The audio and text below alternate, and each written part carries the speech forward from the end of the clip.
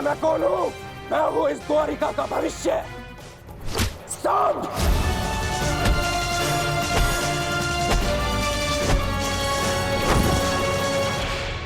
ये क्या दशा बना रखी है सांब? दिन प्रतिदिन तुम्हारा व्यवहार अशुभनीय होता जा रहा है। संभालो स्वयं को।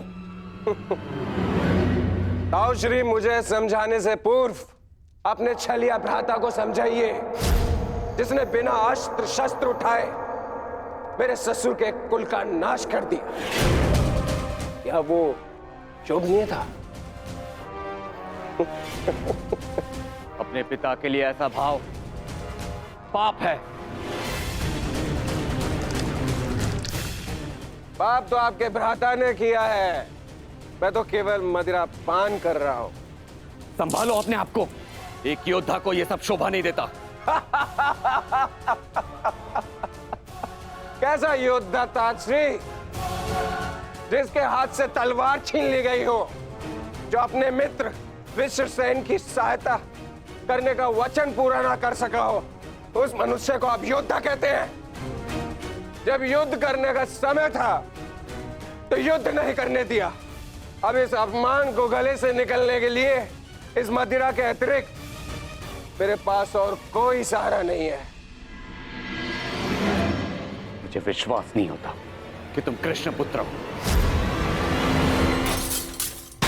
नहीं हूं मैं, नहीं उस छलिया का पुत्र। वो केवल मेरे लिए एक छलिया है, केवल एक छलिया। सांब!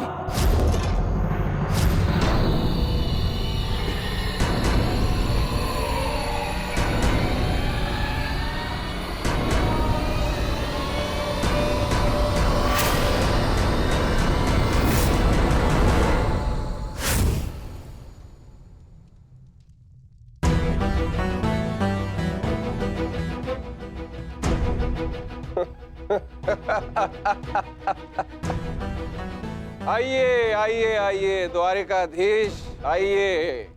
स्वागत है आपका, स्वागत है। लौट आए आप। करा इस आर्यव्रत के सभी महारथियों का अंत। कराए धर्म स्थापना के नाम पर अपना पलड़ा भारी। अब अरे अच्छी, आप देख क्या रहे? स्वागत नहीं करेंगे इनका? इतना महान कार्य पूर्ण करने के पश्चात आज लौटे हैं। आज तो राजभवन में उत्सव होना चाहिए। पांचाल, काशी, मगध, छेदी, सभी महाजनपदों के महान शासकों का अंत करवा डाला, सिर्फ धर्म स्थापना के नाम पर। अब क्या बचा पूरे भारतवर्ष में? पूरे भारतवर्ष में सिर्फ दो महान राज्य। पहला द्वारिका, दूसरा हस्तिनापुर। और हस्तिनापुर का महान शासक धर्मराज युधिष्ठिर पहले से ही अपने चारों भाइयों के साथ इनके तलवे चाटता है।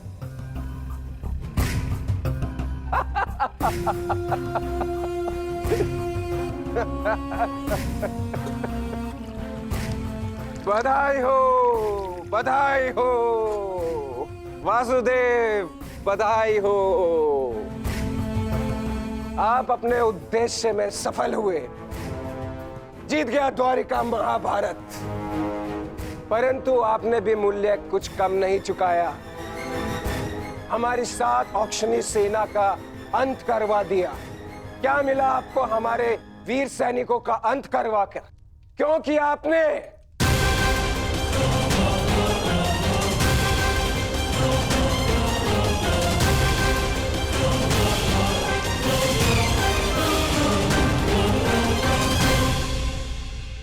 उन सैनिकों ने केवल अपने कर्तव्य का पालन किया था सांब। युद्ध लड़ा, अनेकों को मारा और स्वयं वीर गति को प्राप्त हो गए। उन्होंने तो स्वर्ग की सीढ़ियां पा ली सांब। परंतु तुमने अपने साथ क्या किया है पुत्र? तुमने तो स्वयं के जीवन को ही नर्क बना डाला है। तुमने वचन दिया था ना दुर्योधन और लक्ष्मण को कि महाभारत के युद्ध में तुम नारायणी सेना का नेतृत्व करोगे, तो क्यों नहीं बचाया अपनी सेना को? क्यों छोड़ आए अपने मित्र को अकेला युद्ध में?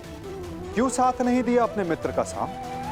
केवल अपने प्राण बचाने के लिए? यदि मैं अपने मित्र की सहायता नहीं कर सका तो केवल आपके कारण। आपने रोका था मुझे। मैंने तुम्हें रोका नहीं था साम, केवल विकल्प दिए थे। विकल्प? विकल्प यार में आपने मुझे भयभीत किया था। भयभीत नहीं किया था साम, मैंने केवल तुम्हें यदुवंशी के नियम स्मरण करवाए थे कि यदि नारायणी सेना परास्त होती तो उसके साथ नारायणी सेना का सेनापति अपनी उपाधि खो देता है। विकल्प मैंने अर्जुन और दुर्योधन को भी दिए थे। दुर्योधन ने युद्ध करना चुना और अर्जुन ने धर्म स्थापना, और तुमने युद्ध में भाग ना लेना चुना साम।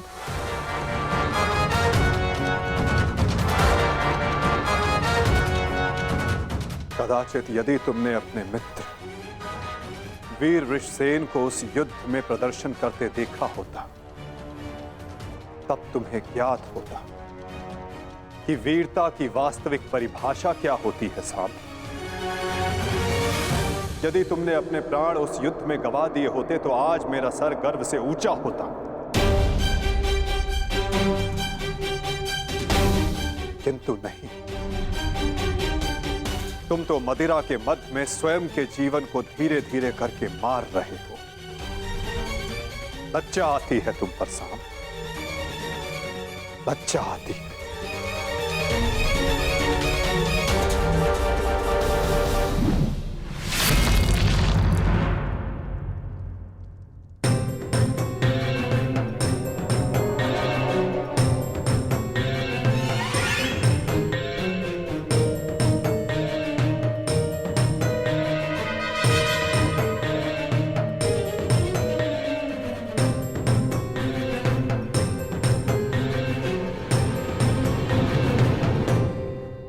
प्रणिपात पिताश्री।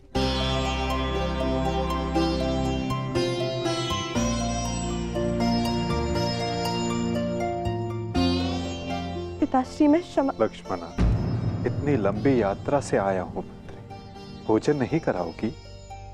जी पिताश्री।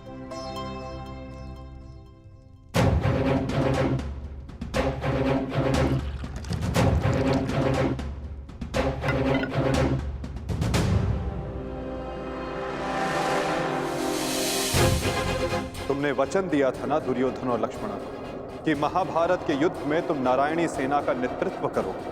क्यों छोड़ आए अपने मित्र को अकेला युद्ध में? क्यों साथ नहीं दिया अपने मित्र का साम? केवल अपने प्राण बचाने के लिए? यदि तुमने अपने प्राण उस युद्ध में गवा दिए होते तो आज मेरा सर गर्व से ऊंचा होता।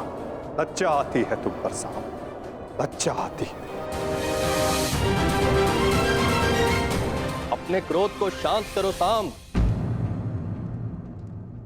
कैसे करूं मैं खुद को शांत? पिता होकर सदैव मेरा मस्तक दूसरों के सामने झुकाता है, और आज भी तो यही किया उन्होंने। लाओ मुझे दो मित्र।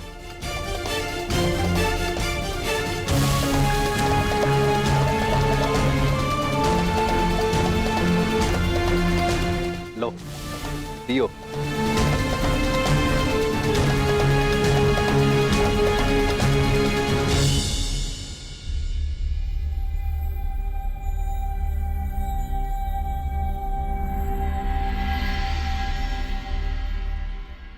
भोजन आराम कीजिए पिताश्री।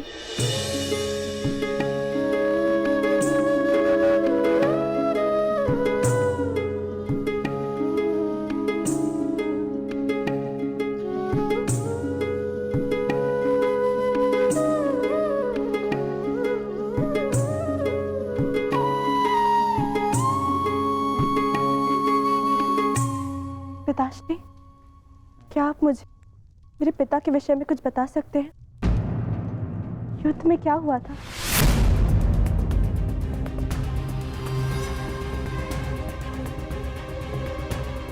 निसंदेह तुम्हारे पिता एक वीर और कुशल योद्धा थे पुत्र, और उन्होंने युद्ध में अलौकिक साहस दिखाया। निश्चित रूप से तुम्हारे पिता से बड़ा गदाधारी इस संसार में और कोई नहीं था पुत्री।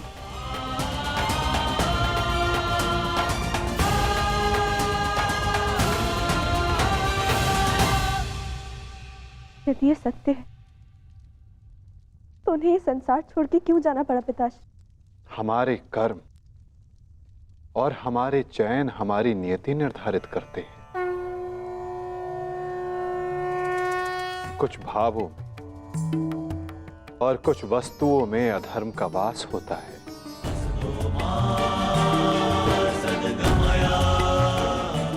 जैसे कि जुआ और मदिरा, ये व्यसन पहले लुभाते हैं और बाद में हमारे ही नाश का कारण बन जाते हैं पुत्री।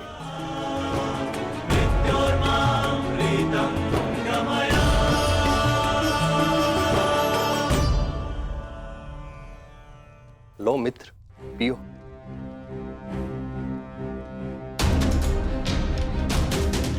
मैं जानता हूं कि तुम बहुत दुखी हो, किंतु चिंता मत करो, तुम्हारे मनोरंजन का प्रबंध कर दिया है मैंने। कैसा मनोरंजन?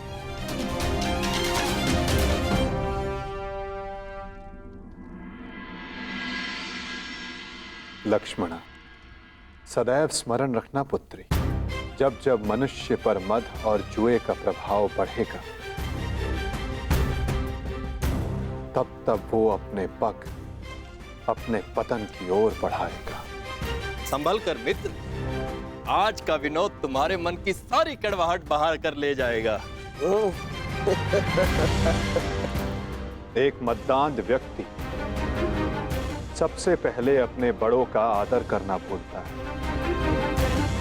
उनका अपमान करता है, उनका उपहास बनाता है, और उसके पश्चात वहीं से उसका अंत प्रारंभ हो जाता है।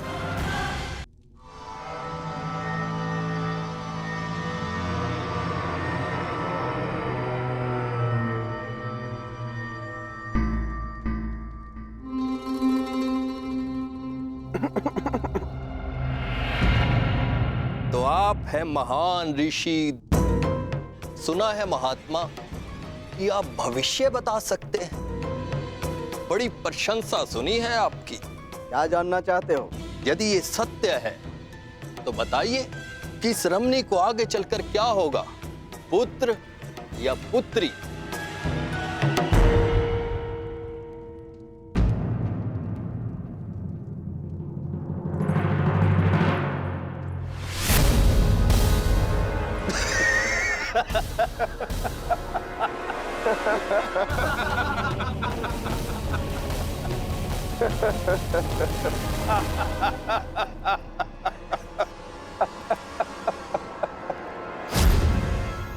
और समय बताना मत भूलिएगा महाराज। यदि आपकी भविष्यवाणी सत्य नहीं हुई तो आप अपनी बाकी की तपस्या हमारी बंदी गृह में पूर्ण करेंगे।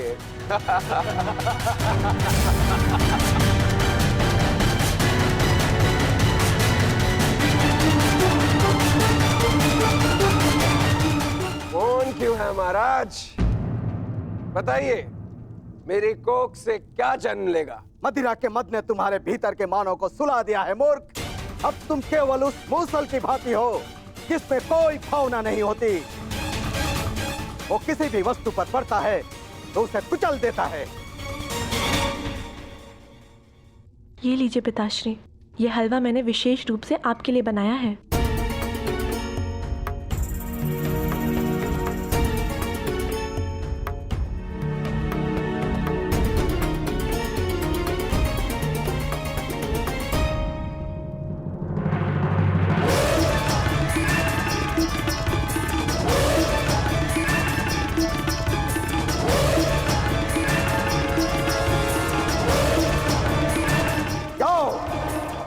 ठीक 1 सप्ताह के पश्चात तुम्हारे पेट से मूसल ही उत्पन्न होगा जो तुम्हारे वंश के विनाश का कारण बनेगा। जिस मदिरा के मद में तुमने मेरा अपमान करना चाहा, वो मदिरा तुम्हारे नाश का कारण बनेगी।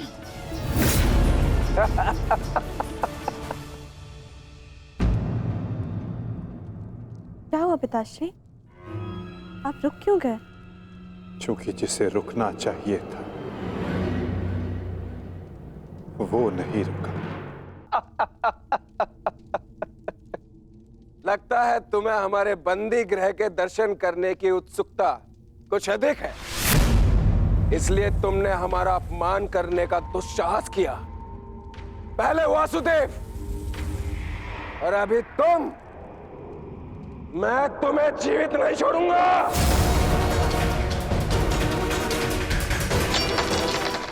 अरे ये क्या कर रहे हो मित्र? शांत हो जाओ और इनसे क्षमा मांगो ताकि अपना श्राप वापस ले ले। ये क्या कह रहे हो तुम? इस पाखंडी से क्षमा मांगू? ये एक पाखंडी है। भला कभी किसी पुरुष के कोख से कुछ जन्मते हुए देखा है? ऐसे ढोंगी साधु से डरने की कोई आवश्यकता नहीं।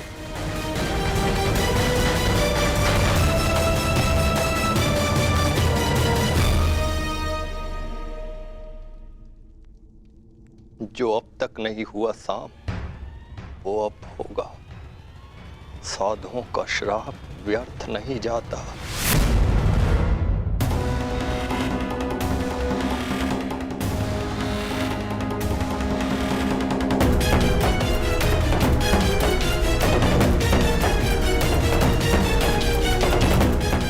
मुझे क्षमा करना पुत्री। कदाचित मैं तुम्हें कह सकता सदा सौभाग्यवती भव।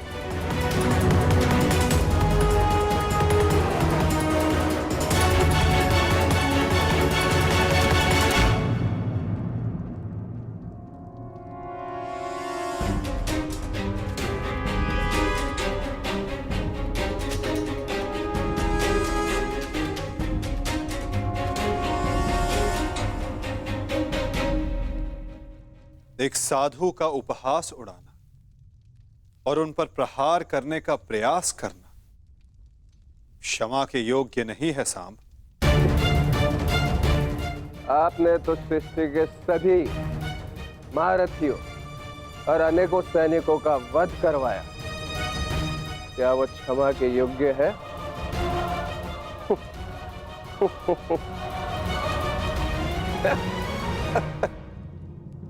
प्रतिवर्मा, तुम्हारी उपस्थिति में ये सब हुआ और तुमने सांब को रोकने का प्रयास नहीं किया। क्षमा चाहता हूं वासुदेव, हम तो केवल विनोद करना चाहते थे। मुझे अनुमान भी नहीं था कि बात इतनी आगे तक बढ़ जाएगी।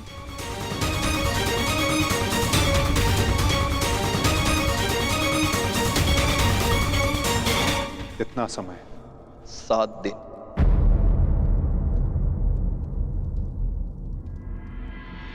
सात दिन बाद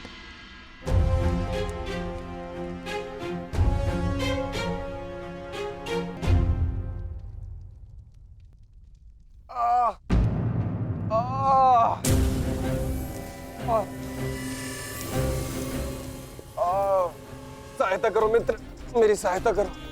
अत्यधिक पीड़ा हो रही है। कैसी पीड़ा हो रही है तुम्हें? लगता है उस साधु का श्राप मुझे लग गया है।